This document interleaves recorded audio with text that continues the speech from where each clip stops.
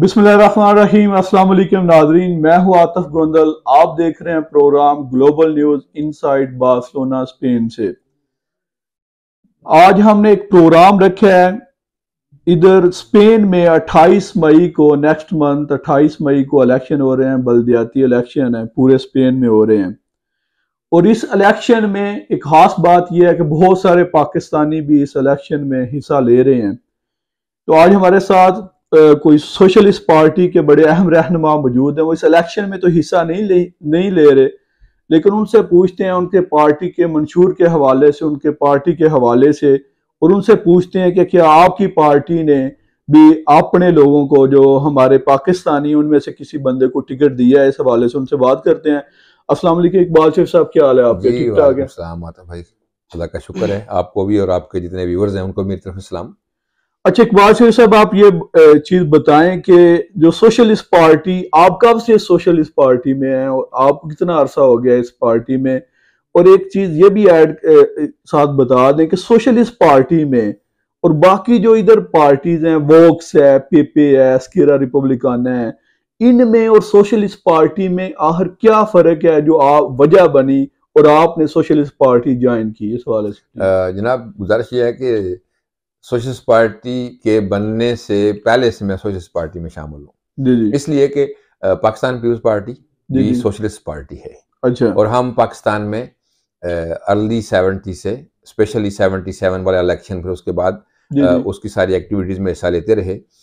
यहाँ पे चूंकि इसका क्याम ही जो है ना, 78 में जब एक जमहूरी वही है त्रासपास हो पावर्स की और पहले इलेक्शन हुए, तो उसके बाद जो है ना वो फ्रांको के दौर के बाद जी 75 में उसका इंतकाल हुआ था। उसके बाद फिर 2 साल 3 साल ट्रांजेक्शन का पीरियड रहा। 78 में जो है ना वो कानून बना था, जो आइन 6 दिसंबर को, तो उससे बाद से लेकर फिर ये चल रहा है।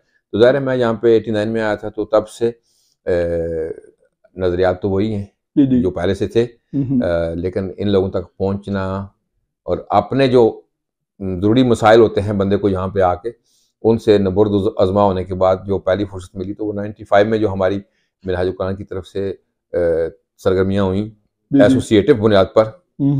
फिर उसके बाद ज़ाहिर है म्युनिसिपल कॉर्पोरेशन में यही लोग थे, तो फेडरल गवर्नमेंट में भी इनका ही जाना आना था। कभी ज़्यादा अरसा यही हुकूमत में रहे हैं। तो स्पेन के भुट्टो फिलिपे गोंसालेज वो 14 साल रहे थे, 82 से 96 तक, 95 तक। 96 में फिर गवर्नमेंट चेंज हुई थी, यहाँ पे पेपे के आई, 2 टर्नओवर उनके थे। उसके बाद फिर 2 टर्नओवर जो हैं वो आए हैं सोशलिस्ट पार्टी के। उसके बाद 1 टर्नओवर पेपे का, और अभी ये दोबारा जो है टर्नओवर से कुछ ऊपर जो है हमारी पार्टी के चल रहा है। जी। अच्छा, आप ये बात बता दें, जैसे कि अब इलेक्शन आ रहा है 28 मई को, और बहुत सारे काउंसलर के उम्मीदवार बाकी जमातों में भी गैर मुल्की नजर आते हैं, क्या आपकी पार्टी सोशलिस्ट पार्टी, जो एक समझी जाती है कि गैर मुल्कियों के हक में आवाज उठाती है, इस हवाले से क्या आपकी पार्टी में भी अपने पाकिस्तानी या एशियन कम्युनिटी से जो तल्लक रखते हैं, क्या गैर मुल्कियों को टिकट दिए गए हैं? इस हवाले से प्लीज आप बताएं। देखें जी, सबसे पहले तो जो हमारा गोल था मिनहाजुल कुरान के प्लेटफार्म से, वो ये है कि अपने लोगों को अवेयर करना कि अपने बच्चों और बच्चियों को तालीम दिलाएं ताकि वो अपना हक हासिल कर सकें। बाकी हमारा एक ही मुतालबा रहा है अपनी कम्युनिटी से, और दरख्वास्त रही है कि आपको पार्टिसिपेट करना चाहिए। जो जिस रंग की पार्टी आपको पसंद हो, जिसका मंशूर आपको अच्छा लगे, आप उसमें शामिल हो जाएं, लेकिन आप शामिल जरूर हों, गैर माना बैठे रहें। हमने मेरे ख्याल में पहले बहुत देर कर दी है। जितनी हमारी स्ट्रेंथ है, जितनी हमारी पॉपुलेशन है, उस हवाले से हमें इससे बहुत पहले इसमें होना चाहिए था। मैं अपनी पार्टी का मशकूर हूँ कि उन्होंने मुझे 2015, 2016 जो उसके बाद जो 2018 वाले इलेक्शन हुए उसमें भी MNA के लिए शॉर्ट लिस्ट किया। लेकिन मेरा मेंबर बनना ना बनना मेरे लिए शान भी हसीयत रखता है। अवलीन तरजीह ये है कि हमारे बच्चे और बच्चियां जो हैं वो इस मुल्क की सारी ही पार्टियों में जो उनको अच्छी लगे उसमें शामिल हों, ताकि वो किसी न किसी जगह पे पहुंच के अपने हकूक ले सकें, अपनी आवाज उठा सकें। अच्छा, ये बात बताएं कि एक चीज बड़ी ये सामने आई है कि जो ओवरऑल जो हमारे लोगों को टिकट दिए जाते हैं वो आखिरी नंबरों पर दिए जाते हैं। इस हवाले से आखिर पार्टी अगर उनको वाकई कैंडिडेट मुंतखब करवाना चाहती है तो पहले नंबरों पर उनको टिकट क्यों नहीं दिए जाते? देखें जी, आप मस्जिद में भी जाए नमाज जमा के लिए, तो अगर आप सबसे आखिर में जाए तो सबसे आखिर में बैठेंगे ना। सबसे पहले वही जाएगा जो जैसे मस्जिद खुलती है उस वक्त। जब हमारी पार्टिसिपेशन नहीं है, मैं आपको एक 2 तरीकों से इसका जो तरीकाकार है वो समझा देता हूँ कि यहाँ पे इंतखाब किस तरह होता है। जी जी। हर यूनियन कौंसिल लेवल पे और यहाँ पे तकरीबन हर मोहल्ले में या इस बार्सिलोना के 10 जिले हैं, तो उसमें हर एक की अपनी अपनी अग्रुपासियों है, अपनी अपनी यूनियन है, तंजीम है सियासी हवाले से, जो कि आज़ाद होती हैं। अपना इंतखाब होता है, उसका सेक्रेटरी होता है, उसका सदर होता है, उसके जो भी कैबिनेट के 3-4 मेंबर मिनिमम होते हैं, और जो उसके बाद एफिलिएटेड लोग हैं, जो पेड मेंबर हैं, एफिलिएटेड हैं, वही डिसाइड करते हैं कि उनकी तरफ से कौन बंदा आपकी बात जाएगा। ये भी बात बता दें कि अभी तक आपको एक तवील अरसा हो गया सोशलिस्ट पार्टी में, क्या आपने अपनी कम्युनिटी को इस पार्टी के मंशूर के हवाले से ज्यादा मेंबरशिप करवाई है? इस हवाले से प्लीज देखें, नहीं, शायद मैं अच्छे तरीके से मानूंगा पूरे दिल से कि इसमें शायद कोई कमी रह गई है। हम लोगों को उस तरह इसमें कायल नहीं कर सके या शामिल नहीं कर सके जिस तरह होना चाहिए था। मुझे याद है कि आपको 2 बंदे नहीं मिलते थे जो आपके अवाल हों, जबकि आप पार्टी में शामिल हों। ये शर्त है कि शामिल होने के लिए 2 बंदे आपके जामिन हों, तो वो भी नहीं मिला करते थे। अब तो सारी पार्टियां शामिल कर रही हैं, और मुझे एहतराम है, लेफ्ट की जितनी पार्टियां उनके साथ मेरे अच्छे ताल्लुकात हैं, राइट वालों के साथ भी कुछ के साथ हैं। लेकिन इशू क्या है, जब आप शामिल होंगे, इस सिस्टम को अंदर से स्टडी करेंगे, अगर आपके अंदर कोई काबिलियत है तो आप जरूर उभर के सामने आएंगे, वो पार्टी आपको प्रमोट करेगी और आप कुछ भी बन सकते हैं। जिसकी जिंदा मिसाल है हमारे यहाँ लंदन का मेयर सादिक खान है, उससे पहले चौधरी सरवर MP बने थे, उससे पहले लॉर्ड नजीर बने थे, उसके बाद अभी जो लड़का वो यूसुफ कोई समथिंग नाम है उसका, जो स्कॉटलैंड में बना है, फर्स्ट मिनिस्टर बना है।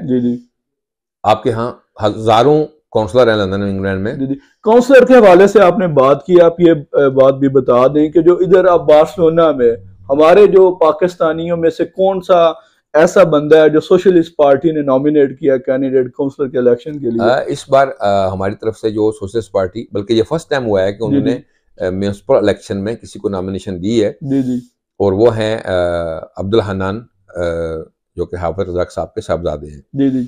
तो हम तो शुरू से कह रहे हैं, इससे पहले भी कुछ लोग ऐसे थे पार्टी के नजदीक जो हमारे ख्याल में बहुत आगे जा सकते थे, लेकिन शायद उनकी अपनी जाती मसरूफियात होंगी, जिसकी बिना पर उनकी पार्टी में एक वेल विशिंग थी, लेकिन वो आस्ता आस्ता स्लो हो गया। अपने क्या वजह बनी कि उन्होंने अपने बेटे को ही मुंतखब करवाया काउंसलर के इलेक्शन के लिए? क्या कम्युनिटी में कोई सोशलिस्ट पार्टी का और मुंतखब नुमाइंदा इस काउंसलर के इलेक्शन के लिए नहीं आ सकता था? कोई भी आ सकता है, उसमें कोई उनके पास ऐसा कोई इख्तियार नहीं है, लेकिन जिस अग्रुपाशन में वो हैं, अगर उस अग्रुपाशन में वो खुद नहीं खड़ा होना चाहते, नहीं हो सकते, तो क्योंकि वो MP का इलेक्शन लड़ चुके हैं 2-3 दफा, आइंदा उनकी नजर इसी पे है।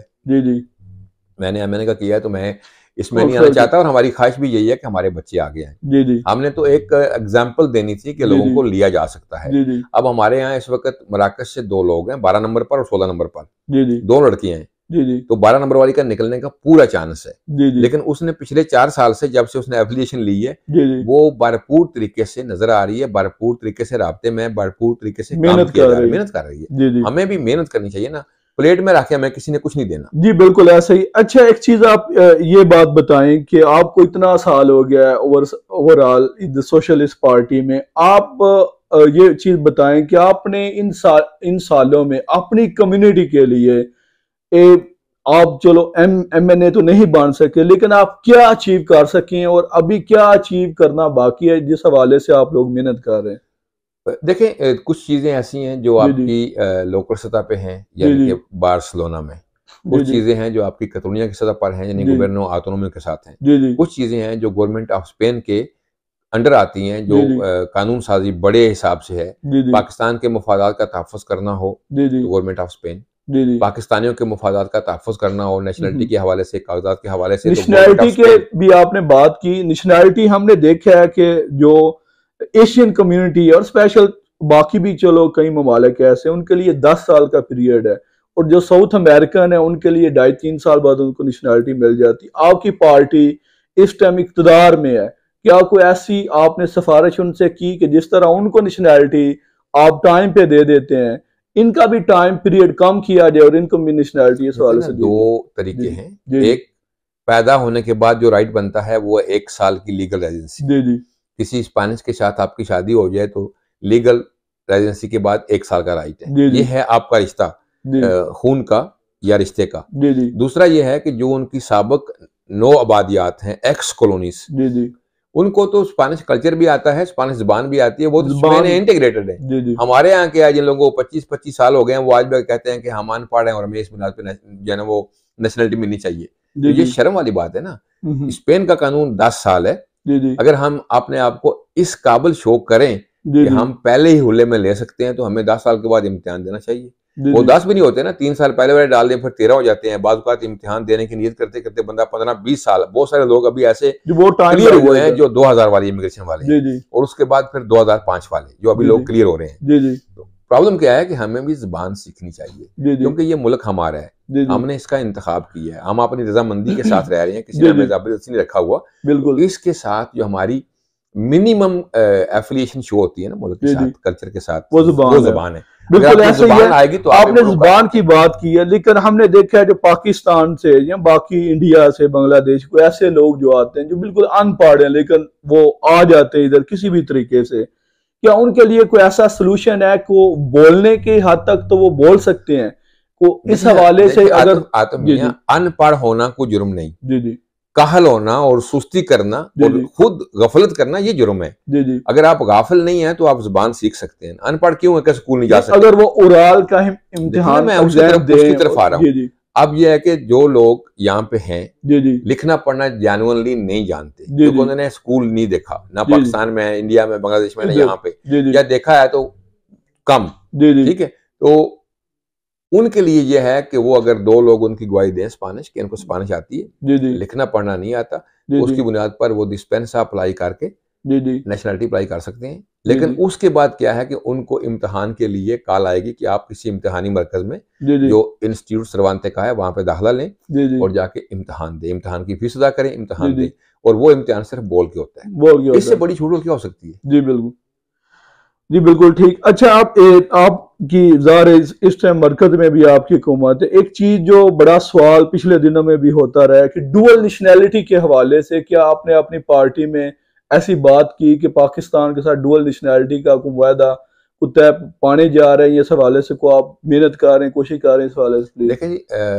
हुकूमतों में हमेशा कुछ लो और कुछ दो की बुनियाद पर वायदे होते हैं। जब तक आपका कोई मुफाद ना हो, आप किसी को कुछ नहीं देते। आप किसी को कुछ दे रहे होते हो तो आप सोचते हैं मुझे इसके बदले में इससे क्या मिलेगा। गवर्नमेंट ऑफ पाकिस्तान बहुत दफा ये बात दोहरा चुकी है। जब सरदार अय्याज सादिक स्पीकर थे कौमी असम्बली के, मैं उस पार्टी से नहीं हूँ, लेकिन वो आए, उन्होंने भी जो हमारी हर साल की मीटिंग होती है, एक बार पाकिस्तान से डेलीगेशन जहाँ आता है, एक बार स्पेन से वहां जाता है, ये इशू हर साल सरे फहरिस्त रहता है। लेकिन इस तरह होना कुछ नहीं, इसलिए कि जब तक हम रोएंगे नहीं हमें कोई दूध नहीं पिलाएगा। रोने का क्या है, जो 10,000 या 20,000 या 30,000 पाकिस्तानी नेशनलिटी वाले हैं, उनके लिए सबसे आसान तरीका है कि हर बंदा अपने म्यूनिसिपल कॉर्पोरेशन, अपने अयुंतामिंटों को लिखे, अपने गवर्नो ऑटोनोमो को लिखे, अपने डिपुटाdos को लिखे, कांग्रेसों में लिखे, सेनेटों में लिखे। इसको मूवमेंट हम खुद बनाएं। गवर्नमेंट ऑफ पाकिस्तान के पास इतनी कोई स्ट्रेंथ नहीं है, स्पेन को उससे इतना को मतलब आपका कहना है कि जो लोग इधर हैं उनको ये कोशिश करनी है खत्म करने दें। गवर्नमेंट ऑफ स्पेन के साथ हमारी पिछले साल मई में भरपूर मीटिंग हुई थी। अच्छा, उन्होंने कहा भी हमारे पास आयन को तब्दील करने के लिए अक्सरियत नहीं है, इसके लिए 2/3 अक्सरियत चाहिए, 2/3 मेजोरिटी। तो अभी तक किसी के पास भी नहीं आई। इंतहाई बड़ी मेजोरिटी आई थी पेपे के पास 181 की, ठीक है, असनार के वक्त, तो वो भी उनसे संभाली नहीं जा सकी। और हमारा उनके साथ कोई ऐसा कॉम्बिनेशन नहीं था, उनके साथ कोई इंटरेक्शन नहीं था। हमें वो किसी हवाले से भी देखे ना, अगर हमारी ताजरों की एक तंजीम बन जाती है, उसका एक वेट बनता है। 25 साल हो गए हैं लोगों को कह के कोई बंदा इस तरफ नहीं आता। हर बंदा नुकसान भी उठाता है, जरूरत भी हर बंदे की है, लेकिन एक आज दिन तक एक तंजीम नहीं बन सकी ताजरों की, जो सबसे बड़ी स्ट्रेंथ है, बड़ी तादाद है, हमारी जरूरत है हमारी। अच्छा, एक चीज ये बात भी बताएं कि हमने देखा है कि जो अगर आपके पास DN नहीं है तो आप अगर जाते हैं फिंगरप्रिंट करवाने के लिए जाते हैं तो आपको उसी दिन DNA भी कार्ड भी मिल जाता है, पासपोर्ट भी मिल जाता है। लेकिन अगर आपके पास रेजिडेंट कार्ड है तो उसके लिए आपको 45 डे का इंतजार करना पड़ता है।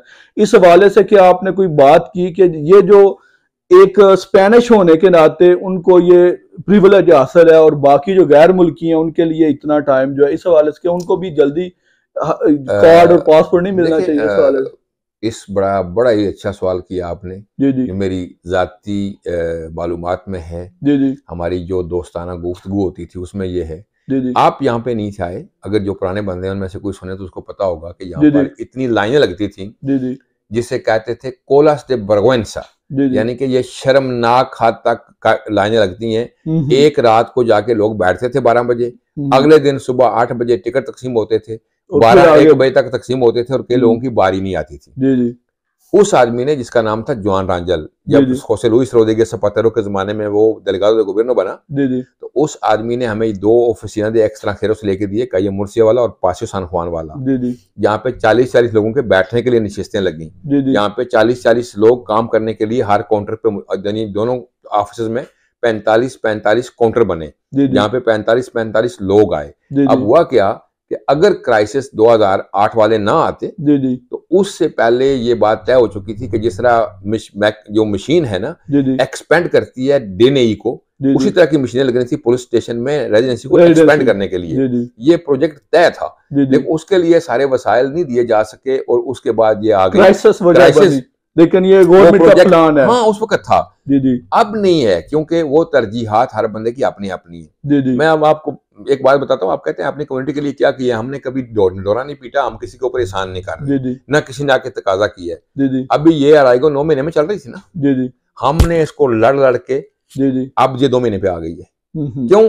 अफराद नहीं थे, इन्होंने मेजर से अफराद मांगे, उन्होंने कहा जी वजारत खजाना फंड देगी, वजारत खजाना ने फंड्स दिए, तो 61 लोग पूरे कतरूनिया के लिए भर्ती हुए, 16 दूसरे 3 सूबों में गए हैं, 45 हमें मिले हैं। तो 45 लोग आने से काम का बोझ कम हो गया, और वही लोग जो बेचारे 9-9 महीने इंतजार करते थे, रुसवा होते थे, फिर कागज रिजेक्ट हो जाते थे, अब उन लोगों की आ रही है 1.5-2 महीने 3 महीने के अंदर रिजल्ट आ रहा है। उससे अगला स्टेप किसी ने अभी तक इस बारे में आवाज नहीं उठाई कि लोगों को ये अराइगो दे फॉर्मेशन मिल रही है, उसके लिए प्लासास नहीं है।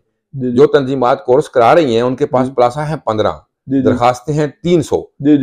हम अभी प्लानिंग कर रहे हैं कि इसके बारे में अपनी गवर्नमेंट को कुछ कहें, तो कल गवर्नमेंट ने 1200 मिलियन का फंड प्रूव कर दिया इस बारे में कि ये प्लासास बढ़ाए जाएं कोर्स कराने के लिए। जो इनोवेशन है, मॉडर्नाइजेशन है और मैकेनिज्म है, जो अपनी एडमिनिस्ट्रेशन सारी जो है ना उसको डिजिटलाइज करने के लिए, लोगों को तरबियत देने के लिए उन्होंने 1200 मिलियन यूरोस का इजाफी फंड जो है ना ऐलान कर दिया जी, लोगों को कोर्सेज करवाए जाएं। जी बहुत शुक्रिया। अच्छा, एक चीज ये भी बात बताएं कि बहुत सारी फैमिलीज इधर आ रही हैं, और फैमिली का हमने देखा है कि लोग आते हैं और आते ही उनके बच्चे जो हैं काम करना शुरू कर देते। इस हवाले से चीज बताएं कि अगर वो स्कूल जाएं, कॉलेज जाएं, यूनिवर्सिटी जाएं, तो आगे जाकर कितना अपना फ्यूचर सिक्योर कर सकते हैं, बजाय इसके कि वो आते ही काम शुरू कर दें और वो उससे क्या बनेगा। इस हवाले से प्लीज अपनी कम्युनिटी के हवाले से। तरजीहात हर बंदे की अपनी अलग है। जी। हमें बहुत दुख हुआ, आज से 15 साल पहले जो बच्चे स्कॉलरशिप देने के काबिल थे,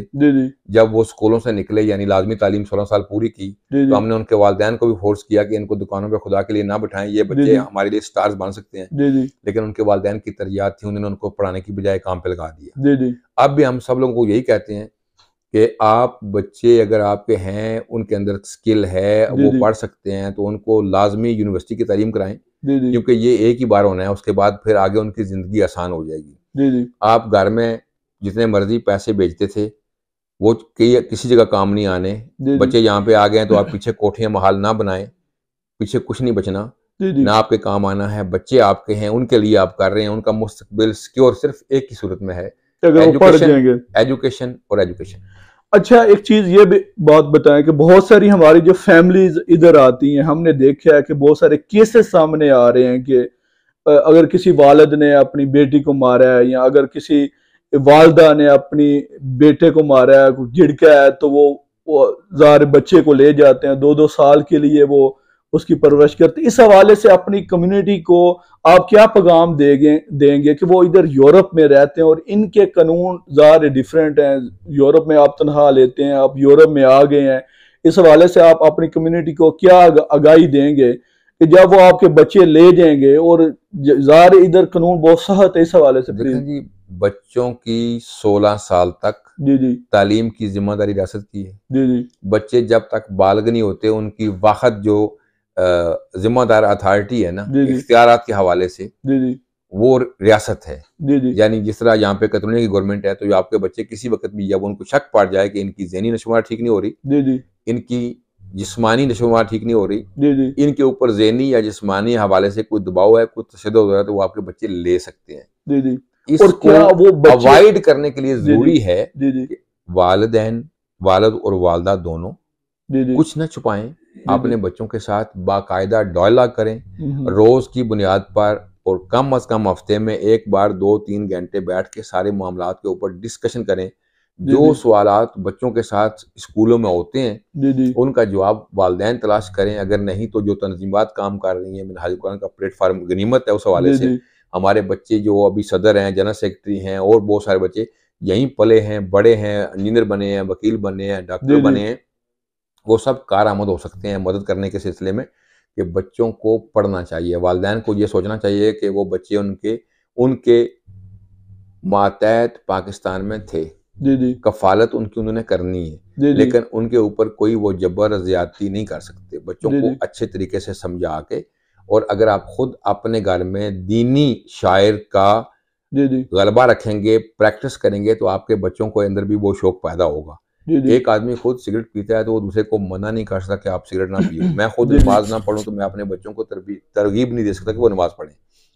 मैं खुद कुरान पाक नहीं पढ़ता तो मेरे बच्चों के अंदर ये तरगीब नहीं आएगी। जी जी मैं खुद झूठ बोलता हूं तो मैं अपने बच्चों को मना नहीं कर सकता कि झूठ ना बोलो। जी जी अमल से ही, हमें अपने किरदार से ही अपने बच्चों के लिए मॉडल बनना है, जी जी रोल मॉडल बनना है, हीरो बनना है, वरना हम कुछ नहीं कर सकेंगे। और हम अपनी वो नस्लें जिनको हम बेहतर मुस्तकबिल के लिए यहाँ पे लेके आ रहे हैं उसको खो देंगे जी जी किसी भी हवाले से, तो ये हमारे लिए नुकसानदेह होगा। जी जी बच्चों के साथ मुकालमा, डायलॉग अशद ज़रूरी है। जब स्कूल से आएँ, जब स्कूल जान को छोड़ के आओ, उनकी मीटिंग स्कूल में होती है, जाके मिलो। जी जी बीमार खुदा ना खास्ता हूँ तो उनको लेके डॉक्टर के पास जाओ। जब हमारे बच्चे हैं, हमारी जी जी जिम्मेदारी तो हमें उनके जी जी लिए सैक्रिफाइसेस भी करने पड़ेंगे। जी, बहुत शुक्रिया। अच्छा, ये बात बताएं कि अब ज़ाहिर इलेक्शन का समय है और 28 मई को इलेक्शन हो रहा है। सोशलिस्ट पार्टी के हवाले से हमारे प्लेटफॉर्म से आप अपनी कम्युनिटी को क्या पैगाम देना चाहेंगे? लेकिन सबसे पहले तो मैंने पहले भी अर्ज की थी, जी जी मैं ये कहूंगा कि आप अपना एक भी वोट जाया ना जी करें। जी आपके सब वोट डलने चाहिए, जी जी जिसको आप देना चाहें दें। जी जी जो लोग हमारे साथ एफिलिएशन रखते हैं, जिनकी हमारे साथ मोहब्बत है, शफकत है, दोस्ती है, या हमें हर बार पूछते हैं, तो हमारे नज़दीक सोशलिस्ट पार्टी का मंशूर अच्छा है। जी जी हम किसी पार्टी को क्रिटिसाइज नहीं कर रहे, किसी जी जी उम्मीदवार को क्रिटिसाइज नहीं कर रहे। यही तो यहाँ का हुस्न है कि वो सारे लोग इकट्ठे बैठते हैं। जब वोट थोड़ा डालेंगे, सा जिसको ऐसा ज्यादा वोट मंशूर आएंगे, थोड़ा सा ऐसा मंशूर जो सोशलिस्ट पार्टी का बाकी पार्टी से डिफरेंट है, इस वाले से देखिए जी, सब इंसान बराबर हैं, जी जी पहली चीज। जी जी उसके बाद यह है कि जो बुनियादी समाजी खिदमात हैं, जी सर्विसेज जी हैं, जी जी उस हवाले से इस पार्टी ने हमेशा जितने भी महरूम और पिसे हुए तबकात हैं उनके लिए आवाज़ भी उठाई है, जी वसाइल जी भी दिए हैं। जी जी और जो सोशल सर्विसेज खिदमात या आजूदा जिसे आप कहते हैं, वो यह हुकूमत हर हवाले से कोशिश कर रही है कि लोगों को दी जाए। जी जी मैं कतन इसके हक में नहीं हूँ कि हम सिर्फ आजूदा लेने वाले ही बन जाएं, जी जी हमें आजूदा देने वाला बनना चाहिए। लेकिन उसके लिए तैयार होंगे, जी जी तरबियत होगी, तालीम होगी, वसाइल बनेंगे, जी जी जो हमारा हक बनता है वो मिलेगा, तो हम इस काबिल हो जाएंगे कि हम बजाय मांगने के हम देने वाले बन जाए। जी, बहुत शुक्रिया। हमारे साथ इकबाल चौधरी साहब, आपने ये प्रोग्राम देखा, उम्मीद है आपको ये प्रोग्राम पसंद आया होगा। अपने मेजबान आतिफ गोंदल को इजाजत दें। बहुत शुक्रिया, अल्लाह हाफिज। बहुत शुक्रिया इकबाल चौधरी साहब। Thank you.